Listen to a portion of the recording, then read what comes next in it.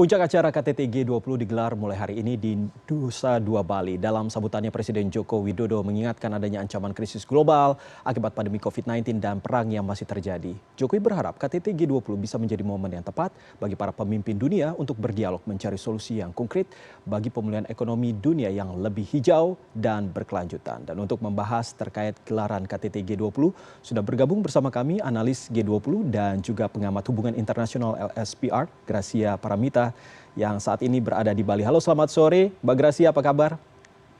Selamat sore, Mas Iqbal. Kabar baik, sehat di sini. Semoga Mas Iqbal sehat. Baik, terima kasih Mbak Gracia. Mbak Gracia, ini kan sejumlah rangkaian KTT G20 di Bali telah berjalan dan berdasarkan pandangan Anda ini untuk sementara waktu, seperti apa jalannya pelaksanaan KTT G20 sementara Presiden Jokowi sempat mengingatkan dalam pidatonya KTT G20 ini harus berhasil dan tidak gagal.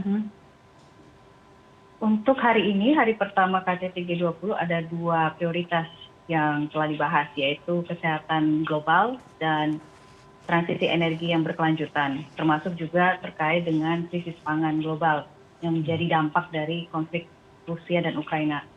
Sayangnya memang di pertemuan awal ini memunculkan tensi yang tidak terhindarkan, bahkan kita bisa melihat juga banyak dinamika politik yang terjadi di anggota negara G20. Salah satunya misalkan Perdana Menteri Rishi Sunak yang baru saja terpilih sebagai Perdana Menteri Inggris, bahkan beberapa lontaran atau ungkapan yang cukup keras berkaitan dengan agresi Rusia, bahkan bisa dikatakan semacam barbaric war. Ini juga hal yang tidak dihindarkan akan terjadi, tetapi saya melihat sejauh ini kepemimpinan Pak Presiden Joko Widodo masih stabil dalam mengelola perbedaan dan tensi-tensi yang ada.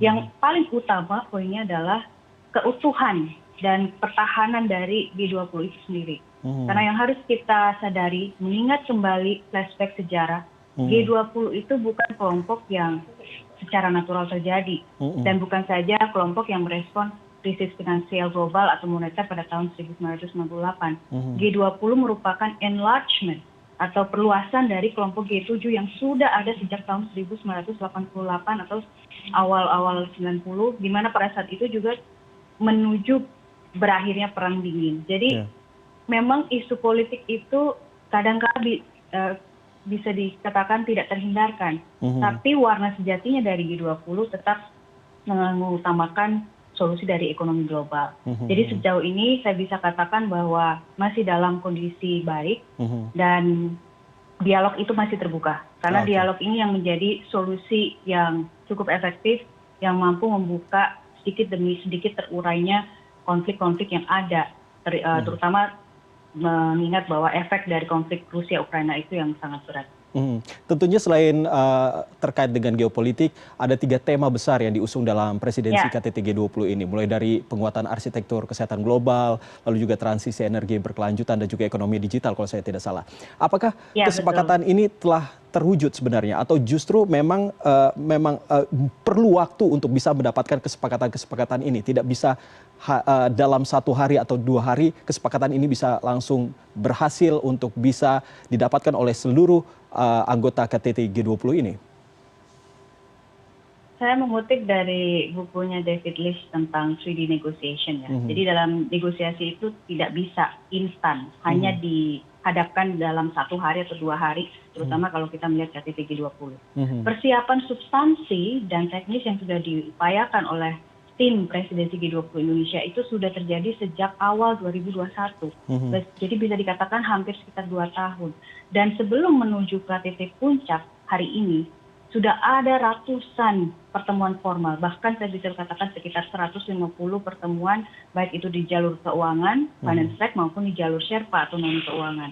Jadi artinya, apa yang diucapkan dialog-dialog dari para pemimpin negara hari ini, itu bukanlah satu tensi yang mendadak atau satu hal yang di luar dugaan. Karena beberapa atau rangkaian outcome, komunike, share summary, statement-statement, declaration dari kelompok kerja di G20 itu sudah selesai dan mereka pun juga sudah menuju satu kesepakatan. Nah, ini tinggal semacam final declaration. Bagaimana menyatukan semua outcome, semua hasil dari 150-an pertemuan formal tadi dari Januari 2022 hingga November ini bisa disetujui oleh level tertinggi, yaitu kepala negara atau kepala pemerintahan negara G20.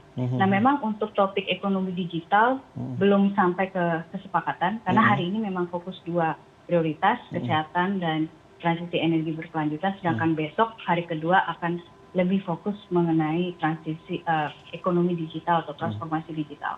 Dan ada satu hal yang menarik terkait dengan pandangan Presiden yang mengatakan tahun 2023 ini akan gelap begitu. Nah, berbicara soal gelapnya 2023, bagaimana pandangan KTT G20 terhadap ancaman krisis pangan dunia serta bayang-bayang resesi di tahun 2023 mendatang? Sudah ada antisipasi yang dilakukan oleh berbagai kelompok kerja maupun pemimpin negara G20. Terlepas adanya kesuraman dari resesi global, dengan adanya inisiatif Global Crisis Response Group yang dibuat oleh PBB, kemudian juga Presiden Joko Widodo sudah mengantisipasi dengan adanya inovasi pertama kalinya Joint Finance Agricultural Ministerial Meeting. Jadi artinya selama ini, sekitar 15 tahun lamanya G20 melakukan KTT, tidak pernah ada pertemuan menyatu antara dua jalur, keuangan dan Sherpa. Nah, dengan adanya krisis pangan hasil atau dampak dari konflik Ukraina-Rusia, maka akhirnya dibuatlah kesepakatan bahkan akan mencapai sekitar 60 miliar dolar Amerika untuk mengatasi krisis pangan hasil dari kesepakatan Joint Finance and Agricultural Minister Meeting tadi. Jadi ini salah satu breakthrough, inovasi yang kita coba upayakan supaya resesi atau kesuraman yang sudah diprediksi oleh berbagai pengamat maupun ahli-ahli itu pudar. Yang kedua yang ingin saya tekankan adalah bahwa di dalam KTT G20 ini juga sudah berusaha keras untuk membuat yang namanya concrete deliverables. Artinya berpuluh-puluh tahun sudah cukup membuat yang namanya kesepakatan tertulis, tidak ada implementasi yang lebih lanjut atau monitor yang lebih kuat. Maka concrete deliverable ini adalah semacam indikator bagaimana para anggota G20 itu melaksanakan komitmen atau deklarasi yang sudah dibuat nantinya. Sehingga di presidensi G20 berikutnya itu tetap ada dan tetap berkelanjutan atau berlangsung komitmen-komitmen tersebut. Nah, karena konflik Rusia-Ukraina maupun perubahan iklim, kemudian krisis ekonomi global itu tidak akan selesai dalam 1-2 tahun, maka long term plan termasuk stock take atau semacam timeline dari komitmen baik itu jalur finance dan jalur Sherpa itu dibuat. Sehingga jangka panjang inilah yang menjadi panduan bagi masing-masing pemimpin negara untuk membuat solusi atau melaksanakan solusi itu sendiri. Dan yang menarik lagi, kalau kita lihat, ini pertama kali loh dalam 5 tahun terakhir China dengan Australia berdialog dengan terlepas adanya kontroversi terkait cyber security, tensi terkait dengan human rights abuse, kemudian China Presiden Xi Jinping dengan Presiden Joe Biden juga berdialog selama 3 jam semalam. Ini juga inovasi-inovasi yang dilakukan oleh diplomasi Indonesia di dalam KTT G20. Tapi kalau Anda melihat ke depannya dengan adanya komunikasi yang terlihat cukup baik begitu antar sejumlah negara, kepala negara begitu, apakah memang bisa betul-betul Indonesia ini bisa menjadi predikat sebagai pemersatu negara-negara yang selama ini mungkin sedang mengalami konflik?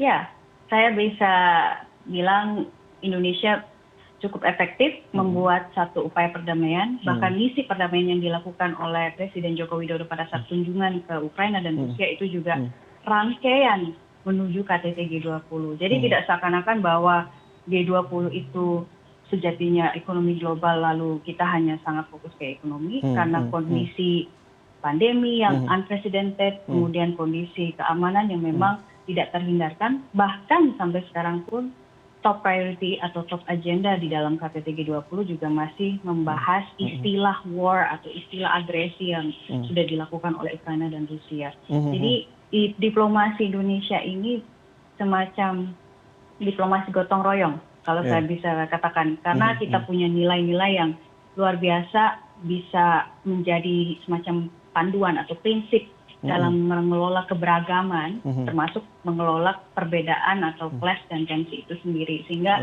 gotong royong inilah yang coba diaplikasikan berulang kali, mulai dari kelompok engagement group, kelompok masyarakat di dalam G20, kelompok kerja dalam kementerian-kementerian teknis, sampai kelompok tertinggi di KTT G20 itu sendiri. Oke, menarik berbicara soal konflik yang terjadi antara Rusia dan juga Ukraina. Sejauh ini pandangan Anda terkait dengan ketidakhadiran Presiden Putin begitu langsung ke Bali, tetapi hanya diwakilkan oleh Menteri Luar Negerinya kalau saya tidak salah. Sebenarnya seberapa besar kehadiran Presiden Putin untuk hadir secara fisik ke Bali? Apakah cukup berperan penting atau justru tidak terlalu berperan?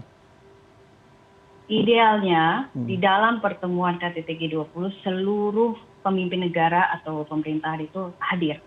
Bahkan kali ini bukan hanya Presiden Putin saja yang tidak hadir. Presiden Meksiko pun juga diwakilkan oleh Menteri Luar Negerinya. Artinya ini bisa dilihat bahwa jangan seakan-akan Rusia itu sekarang menjadi primadona global, akhirnya selalu menjadi kayak kambing hitam atau yang selalu dipermasalahkan. Nah, yang saya tekankan di sini bahwa ketika Indonesia berdiplomasi di KTT G20 dan mengupayakan menjaga pertahanan dan keutuhan G20 itu sendiri, maka ini yang layak diapresiasi. Bahkan KTT-nya itu sendiri bisa berlangsung, mayoritas pemimpin negara bisa hadir, dan sejauh ini juga kondisinya aman. Ini juga beberapa apresiasi yang patut kita berikan juga di dalam upaya tim presidensi G20 Indonesia. Cuman yang menarik kalau ditanya apakah penting atau prioritas setiap kepala negara itu hadir dan ketika Putin hadir itu menjadi masalah, saya tidak melihat apakah Putin hadir atau tidak. Ketika sekarang Putin tidak hadir, justru meminimalisir konflik laten atau konflik berkepanjangan antar anggota negara G20. Karena Rusia ini semacam prisoner's dilemma kalau di dalam teori game teori atau teori HI. Artinya gini, satu sisi Rusia memang menjadi primadona, menunjukkan bagaimana menguasai aset power kekuasaannya di dalam struktur internasional, tapi di sisi lain juga terpenjara, sehingga ada beberapa keputusan antara menyerang atau silent itu menjadi dinamis. Nah, ini yang sebenarnya menjadi poin penting bagaimana Presiden Joko Widodo nanti tetap memfokuskan agenda yang disepakati, bukan hadir tidaknya Putin. Selama ada perwakilan Putin, bahkan dari Menteri Luar Negerinya tetap hadir, tetap di dalam forum itu sendiri, terlepas berbagai istilah barbaric war atau istilah-istilah lain, ini juga satu hal luar biasa yang kita juga perlu berikan hal positif kepada tim presidensi G20. Tentunya seperti apa nantinya Presiden kita Pak Joko Widodo khususnya untuk mewakili Indonesia, bagaimana caranya agar negara-negara G20 ini tetap solid begitunya ke depan, mengingat bahwa ya seperti yang tadi dikatakan bahwa seperti halnya Rusia, Presiden Vladimir Putin tidak terlalu berpengaruh besar terhadap G20 ini. Bagaimana tanggapannya? Kita punya berbagai nilai-nilai, terutama tadi saya sudah sebutkan gotong royong, ada kebinekaan tunggal ika. Bahkan malam ini semua delegasi kepala negara anggota G20 akan dijamu di Garuda Wisnu Kencana dengan megahnya kemeriahan keanekaragaman budaya kita, termasuk seni dan lain-lain. Nah, pendekatan soft atau pendekatan lunak, diplomasi lunak itu juga tidak bisa diremehkan. Jadi untuk menjaga keutuhan G20 itu sendiri bisa melalui multi track diplomasi, artinya berbagai anggota atau pemangku kepentingan masyarakat, sektor privat maupun aktor-aktor lain terlibat, bisa juga melalui soft diplomasi, bahwa diplomasi lunak baik itu melalui makan malam, melalui tarian, melalui nilai-nilai gotong royong pendidikan yang kita juga punya yang namanya kampus merdeka, kebinekaan global. Hal seperti itu yang sebenarnya bisa menjadi alternatif untuk tetap menjaga keutuhan G20.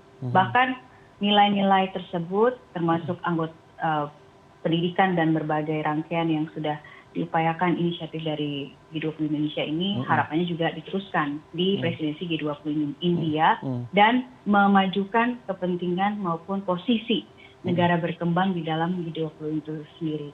Oke, tentunya apa sebenarnya yang diharapkan pada KTT G20 ini ke depannya, apalagi nanti akan dilangsungkan di India kalau saya tidak salah tadi ya? Iya, betul. Yang pasti bagaimana segera meminimalisir bahkan menyelesaikan konflik Ukraina-Rusia, resesi global, pandemi, perubahan iklim, multi kompleks isu atau permasalahan yang begitu kompleks saat ini, bahwa permasalahan ekonomi tidak hanya satu sisi tapi multidimensi. Kedua, bagaimana inovasi dan inisiatif yang sudah dibuat sebagai warisan dari Indonesia ke India itu tetap diteruskan, terutama misalkan pertama membuat penyatuan jalur dari finansial dan non keuangan atau Sherpa, menyatukan berbagai engagement group maupun kelompok-kelompok kerja dari kementerian sehingga tidak ada disparitas yang begitu besar. Ketiga, bagaimana tetap melibatkan masyarakat bagian dari G20 sehingga G20 itu menjadi lebih inklusif dan menjadi bagian dari masyarakat itu sendiri. Sehingga kebanggaan dan pengetahuan akan G20 itu semakin kuat. Karena selama ini G20 juga seringkali dibilang menjadi konflik yang, maksud saya forum yang elitis, forum yang eksklusif, sehingga membuat nilai inklusif itu menjadi rendah. Nah, inilah yang sebenarnya digaungkan bahwa inklusivitas merangkul kelompok disabilitas, merangkul kelompok rentan.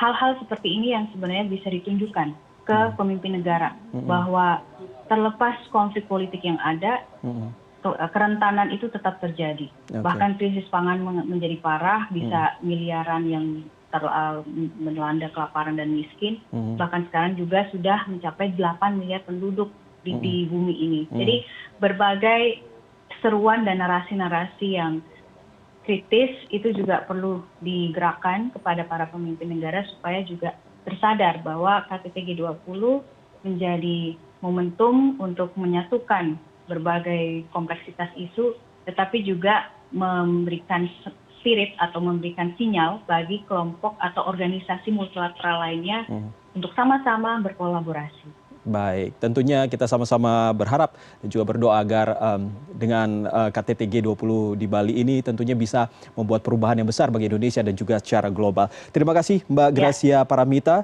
pengamat hubungan internasional LSPR dari Bali. Salam sehat selalu Mbak Gracia. Salam sehat.